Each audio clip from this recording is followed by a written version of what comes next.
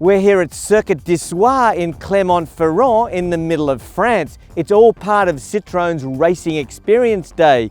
Even Sebastian Loeb's here testing his WTCC rocket. We'll be driving these DS3 racing cars, the R1, the R3 and the full-blown R5. Now we're going to skip the R1 and go straight to the R3, and we're going to graduate up to the full-blown R5. Designed to promote easier access to motorsport for all, Citroen's arsenal of competition versions of the road-going DS3 are very much the real deal, and the most fun you can have behind the wheel of a Citroen DS3 without attracting the attention of the gendarmes, at least in this part of the world. As the entry-level car in Citroen's customer racing program, the DS3 R1 makes use of the front-wheel drive Euro-spec DS3 VTI 120 production model with a 1.6-litre VTI direct injection engine. This is mated with a standard 5-speed manual gearbox, but with shorter torque settings.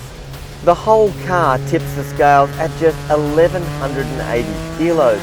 So even a light dab on the throttle produces significantly more go than its road-going sibling.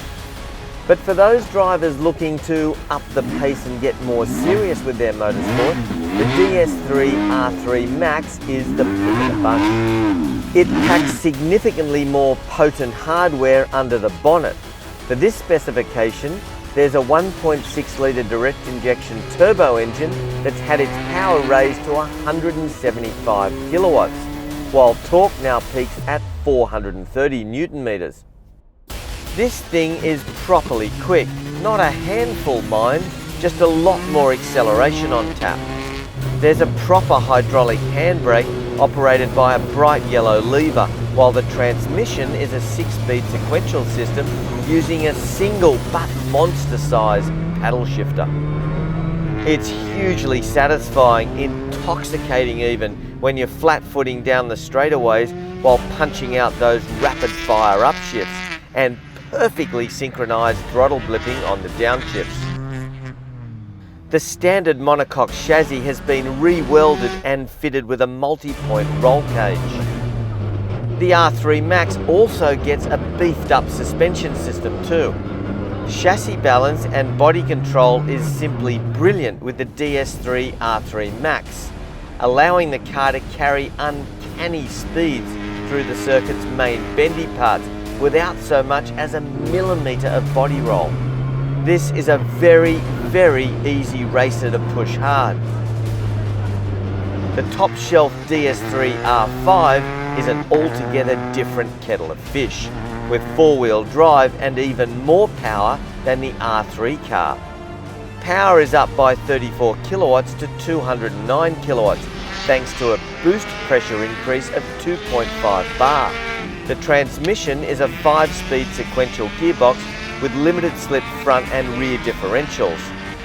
There's a push-pull lever that requires some proper muscle when shifting up and down the ratio range. Behind the wheel, the R5 feels similar to a WRC car, with peak power available over a wider rev range. At full tilt, this thing makes for more of a racket. It definitely feels more potent with quicker throttle response, but after a few laps, you start to savour that extra grunt and the fact that you think you're shifting as quickly as Loeb. Who am I kidding?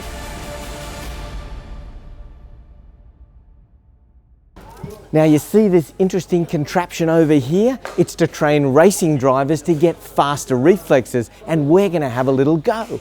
Just, Don't try, just feel. Yeah, Yeah, wait, d'accord. You ready? Wait.